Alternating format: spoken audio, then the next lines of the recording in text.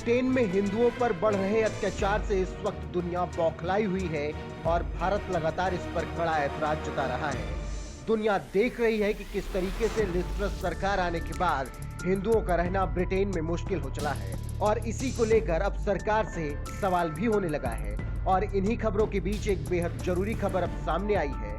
वो खबर ब्रिटेन की गलती की है। दरअसल ब्रिटेन से एक बहुत बड़ी गलती हो गई है। वो गलती है ऋषि सुनक को प्रधानमंत्री न चुनकर लिज ट्रस को पीएम बनाना। जी हाँ, बिल्कुल सही सुन रहे हैं आप।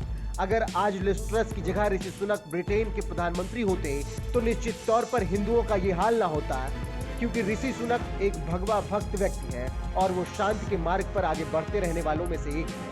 साथ ही उन्हें पॉलिटिकल नॉलेज लिज ट्रस से कहीं ज्यादा है।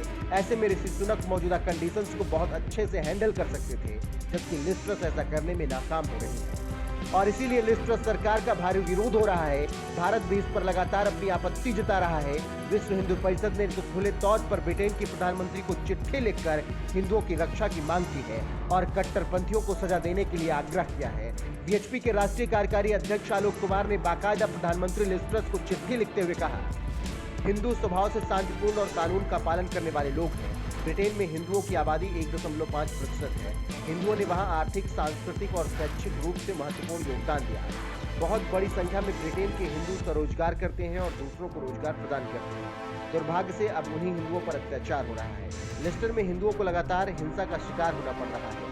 हिंदुओं के जीवन, गरिमा और संपत्तियों की रक्षा के लिए तत्काल ठोस प्रयास किए जाएं और इस्लामिक कट्टरपंथियों को सजा दी जाए। इस पर जल्दी एक्शन लिया जाना चाहिए।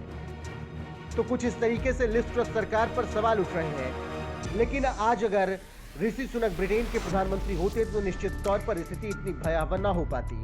आपको बता दें कि पिछले 1 महीने से ब्रिटेन में हिंदुओं को शिकार बनाया जा रहा है और हाल ही में समाप्त हुए एशिया कप के क्रिकेट मुकाबलों के बाद हिंदुओं पर और ज्यादा अत्याचार बढ़ गया है।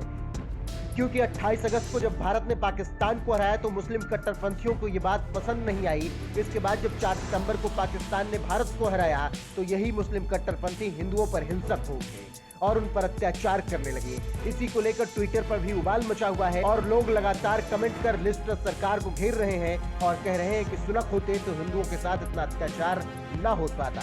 जैसे एक यूजर ने लिखा, ऋषि सुनक के प्राइम मिनिस्टर का चुनाव लड़ने से और हार जाने के बाद अब वहां की सरकार के समर्थन से भारतीय हिंदुओं के साथ ये तो होना ही था। लेकिन हम और हमारी सरकार तो गुलाम है अभी भी इंग्लैंड के, वरना 3 दिन पहले ही राष्ट्रपति महोदय वही थी और अभी तक एक शब्द नहीं टूटा है इसके मुख से। इसके अलावा दूसरे ट्विटर यूजर ने लिखा, पीएफआई और कांग्रेस का हिंदू विरोधी एजेंडा लंदन पहुंचा।